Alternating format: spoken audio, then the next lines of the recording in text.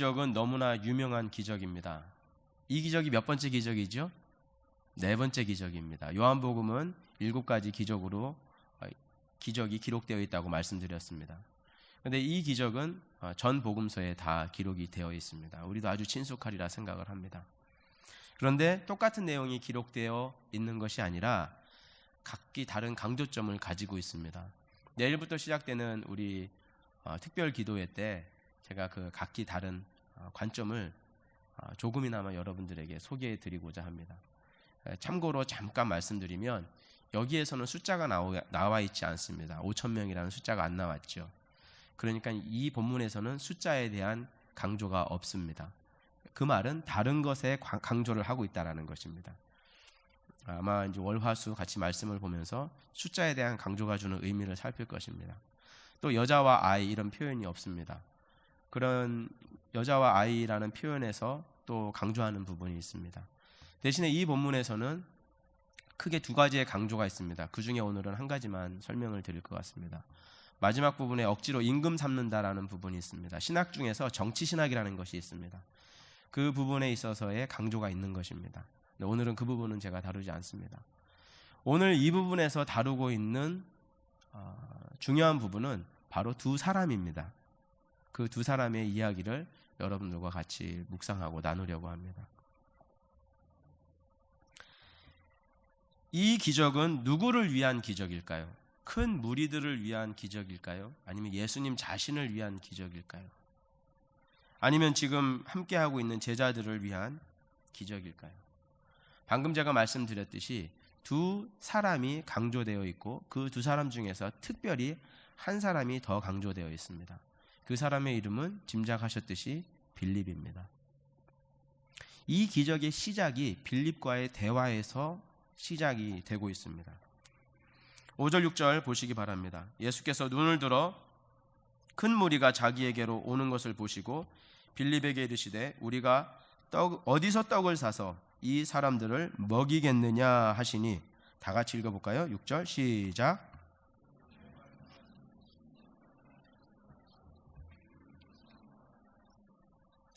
친히 어떻게 하실지를 아시고, 이 말씀을 제가 세번역 6장 6절 말씀을 읽어드리겠습니다.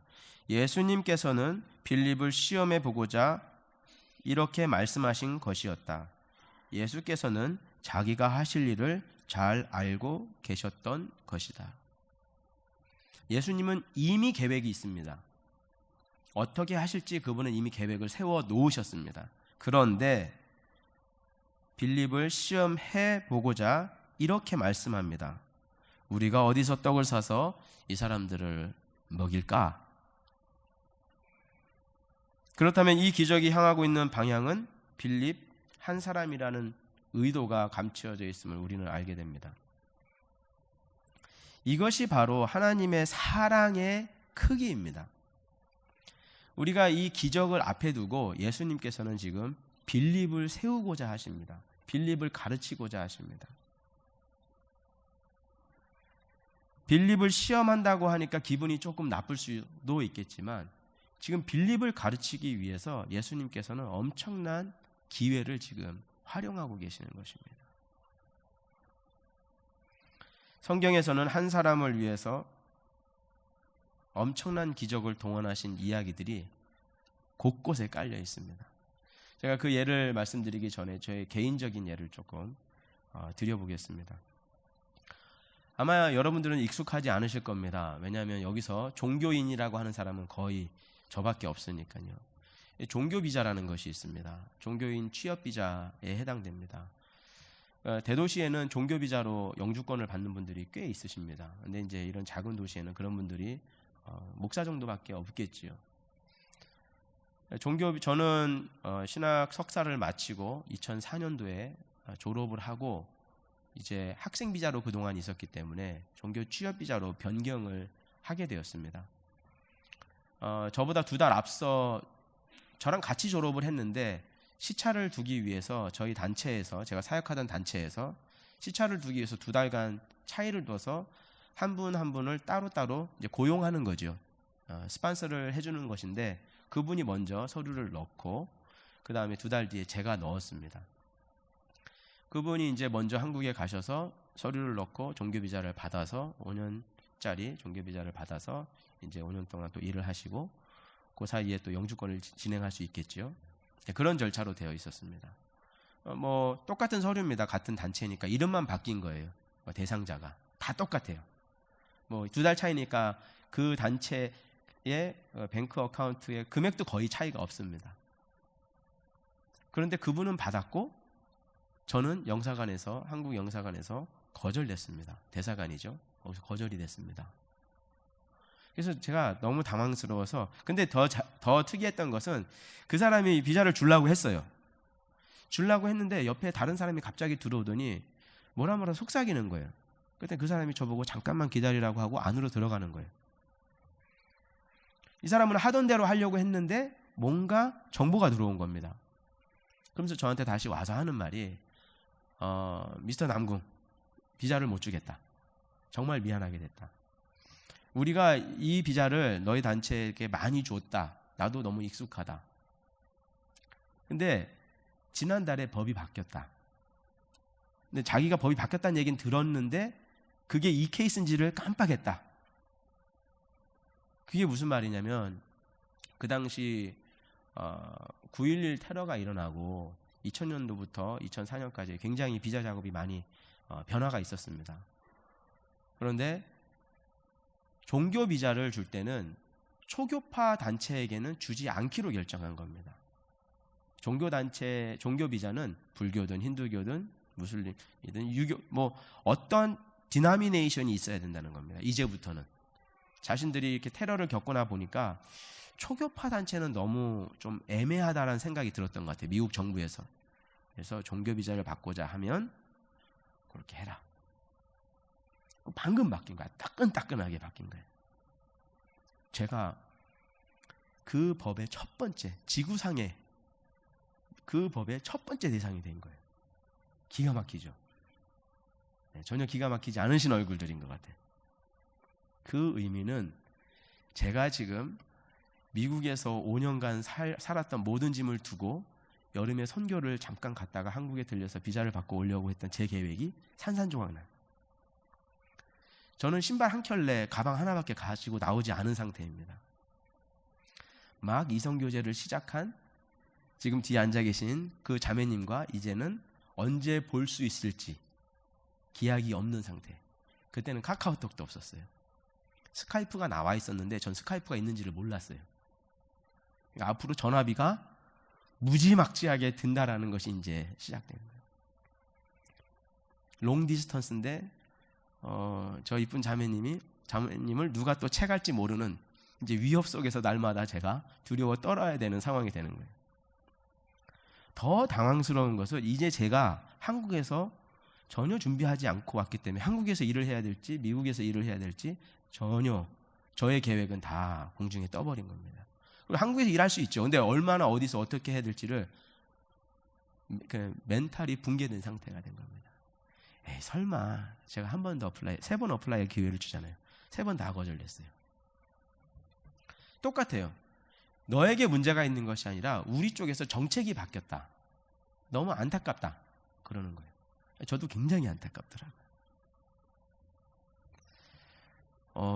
제가 얼마나 스트레스를 받았는지 그 자매님의 꿈을 일주일 내도록 꿨어요.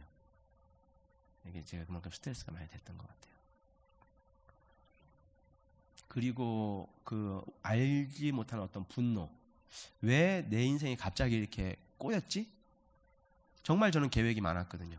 그리고 이미 LA 쪽에서도 제가 그 다 졸업하면 무엇을 해야 할지 교회적으로도 단체, 선교단체에서도 그렇고 사역의 계획이 굉장히 많이 있었습니다. 이제 학교를 마치고 본격적으로 해보려고 하는데 그걸 딱 스탑이 된 거예요. 저 하나 잡자고 하나님이 이 비자 법을 바꾸셨는가? 제가 그런 생각을 해봅니다. 한국에서 결론적으로 이제 3년 사역을 했고요.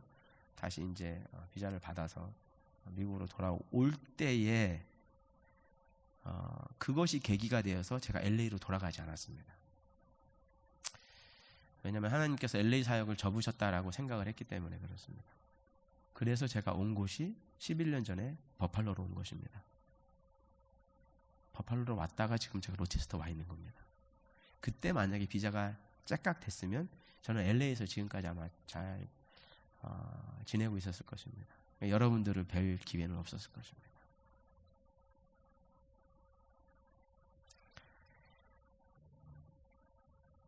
작은 해프닝일 수도 있다고 생각하지만 2명이 지원했는데 2달 차이로 완전히 삶의 방식과 사역의 방식이 달라졌습니다. 제가 한 가지, 제가 이 예화는 참 들을 때마다 좀 조심스럽습니다. 왜냐하면 듣는 분에 따라서 굉장히 좀 불편하실 분들도 있어서 제가 즐겨 쓰는 예화는 아닙니다. 하지만 또 이 법에 대한 부분을 또 다루기 위해서 어쩔 수 없이 또 드려야 될 것 같아요. 제가 대학교에 입학을 했을 때 하나님한테 기도를 하나 올렸습니다. 그게 뭐냐면, 하나님 저 군대 좀 안 가게 해주세요. 근데 참고로 제 첫 번째 적성이 군인입니다. 저 군인 그런 것을 너무너무 좋아해요. 좋아하는데 군대를 가면은 시간이 너무 아깝다고 판단을 했습니다. 그리고 군대 가서 사람 돼야 된다 그러잖아요. 인간이 되라. 저는 이미 인간이 됐거든요. 제가 가만히 저를 볼 때 어릴 때 모진 고난을 받고 저는 인간이 됐다고 판단을 했습니다. 그래서 하나님, 저는 인간이 됐으니까 저는 군대 빼주십시오. 제 기도를 했어요. 그랬더니 우리 신앙 공동체, 교회나 우리 형제 자매님들이 이상한 기도한다고 그런 기도하지 말라 그랬어요. 그 당시에 대선 주자로 나왔던 분이 이회창 씨입니다. 그 시기예요. 그래서 그런 기도하는 거 아니다. 신성한 국방의 의무를 감사하게 져야 된다. 저는 신성한 국방의 의무보다도 나는 선교를 하겠다. 군대를 빼주시면 내가 그 시간을 통째로 다 선교로 드리겠다. 군대보다 더 힘들어도 상관없다. 나는 선교지에서 고생하겠다. 그게 이제 제가 하나님부터 받은 비전이 있었으니까요. 그런데 사람들이 비웃는 겁니다. 그게 될 법이나 한 기도냐? 한국이 얼마나 이 군법이 지엄합니까, 그죠? 그런데 그 마지막 방이라는 영화가 나왔잖아요. 74년생 12월 생들을 대상으로 영화가 나왔습니다. 왜냐하면 그때 이회창 대선 사건에서 병역 비리가 문제가 되었고 이회창 씨가 떨어졌잖아요. 그 일을 계기로 해서 군법이 바뀌었어요. 새로 갑자기 이제 국방부에서 발표를 했는데 방위 제도를 없애겠다는 겁니다. 갑자기. 그래서 나라가 굉장히 소란스러웠어요. 이 법을 75년 1월생부터 적용한다 그랬어요. 근데 제가 75년 1월생이거든요. 호적상에. 원래는 생일은 4월인데 호적이 1월달로 되어 있습니다. 신체검사를 받으러 갔더니 제가 방위로 사실은 가야 되는 상황이었는데 방위가 없어져 버린 거예요. 그래가지고 누가 급하게 옆에다 칸을 만들어 놨더라고요. 민방위라고. 민방위 아시다시피 예비군 끝난 사람 민방위 하잖아요. 제가 민방위 훈련을 이미 받았습니다. 저희 아버지 대신에 그 매월 보름마다 동사무소를 제가 가끔씩 갔거든요. 기억나시는 분 있으실지 모르겠어요. 그 민방위가 된 거예요. 그리고 서류에는 군필로 딱 찍힌 거예요. 예전에 아시겠지만 여권 받기가 어려웠습니다. 이 군대를 안 갔다 오면. 저는 군필자였기 때문에 여권이 쫙 나오더라고요. 1학년 때부터 제가 단기 선교를 다닌 거예요. 1, 2, 3, 4학년 해마다 다니게 된 거죠. 그럼 저 같은 게 뭐라고 단기 선교 하나님 보내시려고 군법까지 바꿉니까? 저는 그렇게 생각을 한 거예요. 근데 더 재밌는 건 뭐냐면 방위가 없으니까 나라가 안 돌아가잖아요. 왜 그 공짜 인력을 없앱니까? 그죠? 그러니까 위에서 난리가 난 것 같아요. 그래서 다시 방위를 다시 부활시키겠다. 근데 방위로 부활시키지 못하고 부활시킨 제목이 뭐냐면 공익근무 요원이라고 다시 바꿔서 부활시킨 거예요. 그 사이에 6개월, 8개월 정도의 갭이 있는데 그때 제가 신검을 보게 돼서 빠지게 된 겁니다. 그것도 특이하죠. 그리고 뭐 살이 쪄서 뭐 키가 작아서 예전에 군대에 아예 면제해 주는 게 있는데 그런 거 다 없어지고 무조건 공익으로 다 보내도록 나라가 완전히 바뀐 거예요. 가만히 생각해 보면 저는 정말 그냥 상상 속의 기도를 드린 건데 그 기도가 현실이 돼서 이 군법이 바뀔 줄이야. 그래서 저는 하나님이 저 하나 빼자고 그걸 바꾸셨다고 저는 지금도 생각을 하고 있습니다. 군대 다녀오신 분들한테는 제가 정말 죄송하다는 말씀을 드립니다. 근데 저는 이제 그만큼 또 해외에서 저도 또 다른 사역을 했습니다. 여러분들도 그런 경험이 있으시겠죠? 저 있으시리라 생각을 합니다. 갈멜산에 엘리야의 기적이 있습니다. 하나님이 800대 1을 붙였잖아요. 갈멜산에서 하늘에서 불이 떨어졌잖아요. 누구를 위한 기적입니까?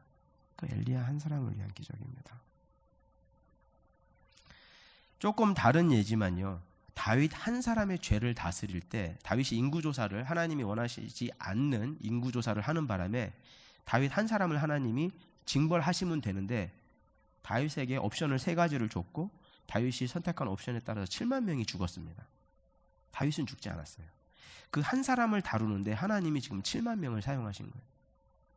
그 이유는 의미는 나중에 여러분과 묵상할 기회가 있으리라 생각합니다.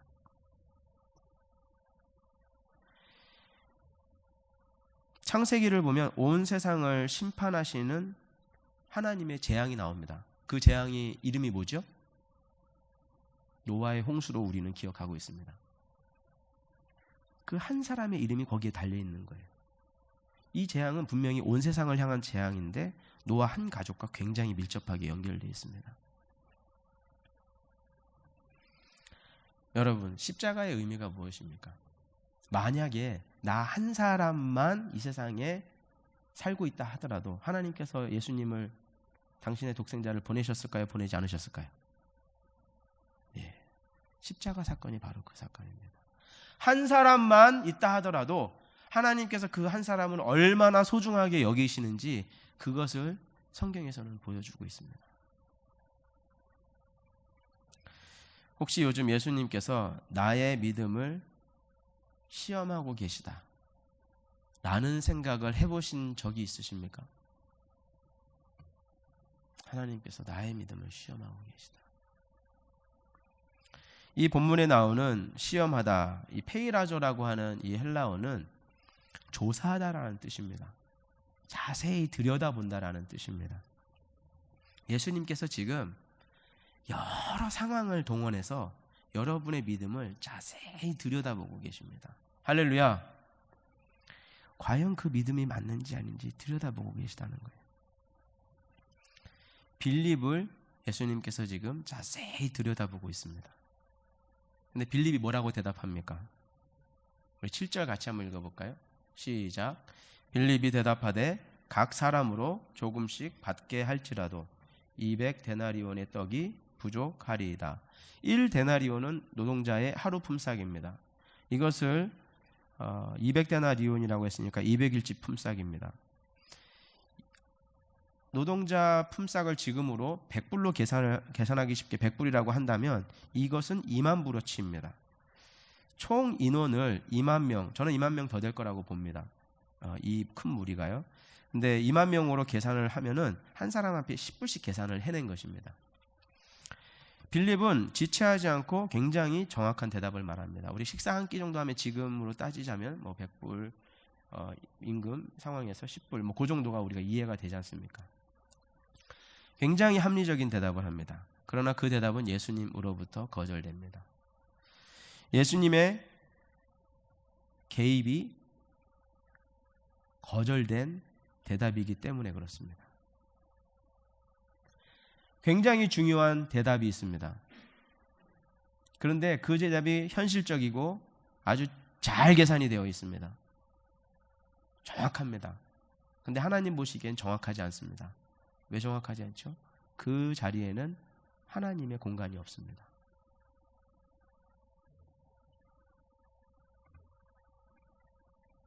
여러분의 대답에는 예수님의 능력을 개입시키는 대답이 있습니까? 아니면 여러분은 지금 빌립처럼 계산하고 계십니까? 인생은 결코 내 계획대로 되지 않습니다. 교회 생활도 마찬가지입니다. 신앙 생활도 마찬가지입니다. 인생은 철저하게 하나님의 일하신 대로 진행되는 줄 믿습니다. 우리가 지난주에 살펴본 부분이 이 부분입니다. 그런데 나는 여전히 내 계산으로 가려고 합니다. 거기에는 신적인 하나님의 개입을 만들어드리는 공간이 없습니다. 모든 사역과 모든 인생이 하나님의 일하심대로 된다라고 하면, 하나님의 인도하심에 달려있다고 한다면 우리의 기도는 당연히 성령을 개입시키는 기도가 수반되어야 합니다. 참 우리가 어떻게 보면 이율배반적인 거예요. 아는데 우리의 기도에는 그 하나님이 개입되는 그 부분이 없다라는 것입니다. 나의 계획 속에 예수님의 말씀이 개입될 여지가 있어야 됩니다.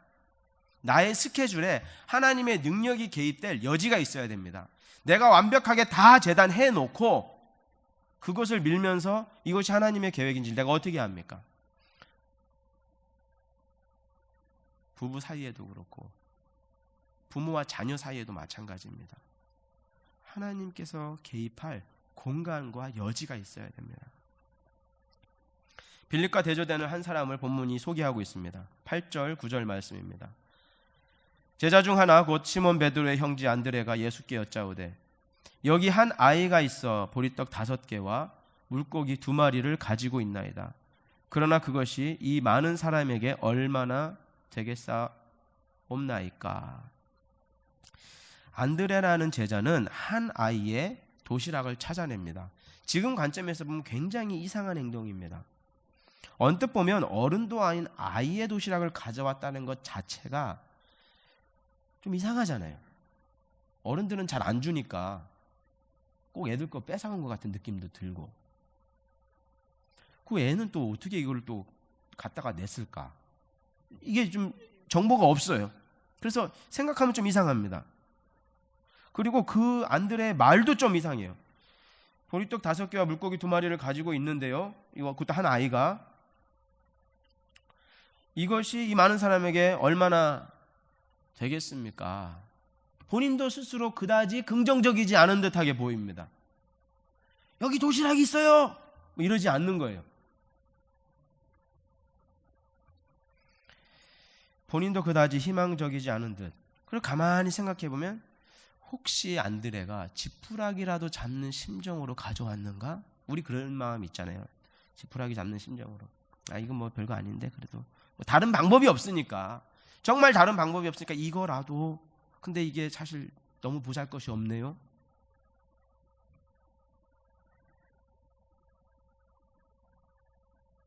안드레와 빌립의 차이가 무엇입니까? 안드레도 현실 인식이 정확하게 있었습니다. 근데 안드레와 빌립의 차이는, 안드레는 지푸라기를 잡았다는 겁니다. 에이 뭐 되겠어 이러고 팔짱 끼고 가만히 있는 게 아니고, 안드레는 지푸라기를 움켜잡았다는 겁니다. 말만 늘어놓지 않았습니다. 지푸라기 잡는 심정으로 예수님 앞에 작은 도시락을 구해서 드리며 그분의 개입을 촉구합니다. 보잘것 없어 보이는 대답과 행동이지만 주님을 개입하게 해드렸으니 이것이 하나님 보시기에는 최선의 대답입니다. 대답 자체로는 빌립의 대답이 훨씬 메이크 센스 하죠. 그러나 그것은 하나님 앞에는 최악입니다. 성경은 그리스도인이 세상과 다른 모습으로 살아갈 것을 이야기합니다. 용서하라. 70번에 7번이라도 용서하라. 할렐루야. 야, 이거 용서해 보셨어요, 누구? 얼마나 어려운지. 용서해 보신 분만 알아요. 심장을 쥐어 뜯고 싶어요. 용서 안 됩니다. 한 번이 안 된다니까요. 저도 해보려고 했는데 그게 안 돼요. 뭐 70번, 7번, 이거는 딴 나라 이야기입니다. 아버지께서 온전하심 같이 너희도 온전해라. 아버지는 하나님이시잖아요. 근데 거기다 그분이 온전하심 같이 나도 온전하라면 제가 신입니까? 불가능한 거거든요. 원수를 사랑해라. 원수를 살려두는 것만으로도 큰 사랑인 줄 아세요. 그죠? 근데 원수를 사랑해라라고 합니다. 어떻게 사랑합니까? 불가능한 겁니다. 기독교의 교리와 불교나 타 종교의 교리가 근본적으로 다른 게 여기입니다. 다른 종교는 수행으로 접근하게 합니다. 아마 뭐 가능하신 분도 한두 분은 계실 수 있을지 모르겠어요. 근데 기독교는 이 자체가 불가능한 것을 던져놨어요. 가만히 생각해보면 이건 할 수 없는 거예요. 그 말은 무슨 말입니까? 너는 할 수 없어. 너는 하잘것없는 인간이야. 난 십자가 앞에 쫙 엎드리기나 해. 이것을 말씀하고자 하시는 겁니까? 아니면 내가 할 수 없으니까 하나님을, 예수님을, 성령님을 개입시키라고 하는 하나님의 명령입니까? 저는 원수를 사랑한 사람의 이야기를 알고 있습니다. 그분이 위대해서 그런 것이 아니라 그 과정에서 성령을 개입시킨 것입니다. 그러면 하더라고요. 저는 못한다고 말씀드렸죠. 근데 저도 분명히 성령을 개입시키면 가능해질 거라는 걸 제가 알고 있습니다. 나의 지적인 영역, 지혜적인 영역, 감정적인 영역, 의지적인 영역에 내가 하나님을 개입시키면 이것이 가능해집니다. 그런데 내가 가능하지 않은 이유는 개입시키지 않고 있기 때문에 그렇습니다. 원수, 용서, 기도. 여러분, 성령은 이미 우리 안에 계신 줄 믿습니다. 할렐루야. 성령은 우리 안에 계십니다. 에베소서 5장 18절에 성령 충만을 받으라 라고 하니까 이것이 오해가 되어서 어디서 이렇게 받는 것으로, 좀 이런 표현이 과격하지만 씌이는 것으로 생각하는 분들이 있어요. 사로잡힌다, 이렇게 이해를 하시는 분들이 있어요. 이게 신학적으로 말이 안 됩니다. 왜냐하면 내주하고 계시니까요. 일단은 충만을 받으라 라고 하는 그 의미는 성경에 보면은 여러분 그 때가 참에, 때가 찬다라는 말이 있지 않습니까? 그게 플레로라고 하는 단어인데 똑같은 단어입니다. 때가 차듯이 성령으로 차 있으라는 겁니다. 내가 성령으로 차 있으려면 내 공간을 자꾸 지워나가야 됩니다. 그러면 성령이 차오르는 겁니다. 근데 내가 차 있으면은 성령의 그 능력이 가득 채워지지가 않습니다. 나는 그대로 살아있고 거기다가 내가 쉬기를 바라는 사람이, 그러지 마시기 바랍니다. 그게 그렇게 되지를 않아요. 성령도 인격적이시고 하나님도 인격적이십니다. 나의 의지가 펄펄 살아있는데 확 쉬어서 그냥 로봇처럼 날 조정하신다. 그것이 기독교가 말하는 성령 충만의 정의가 아닙니다. 그럴 것 같으면 뭐하러 성경 읽고 뭐하러 우리가 합니까? 한마디로 씌이면 그만이죠. 그것은 사탄적인 것입니다. 사탄은 인격이 없습니다. 인격에 관심 없습니다. 내가 시킨 대로 해. 확 씌어서 그냥 자기가 말한 대로 끌고 다닙니다. 그것이 성경에 나오는 예수님께서 귀신 쫓아주실 때 그런 장면이 나오잖아요. 피를 내고 긁고 무덤에 살고 별 상황들이 벌어집니다. 비인격적이라는 걸 보여주는 것입니다. 성령으로 충만케 되는 것은 내가 내 의지를 전적으로 들여서 그분의 개입을 받아들이는 것입니다. 안드레가 지금 그 모습을 보여주고 있습니다.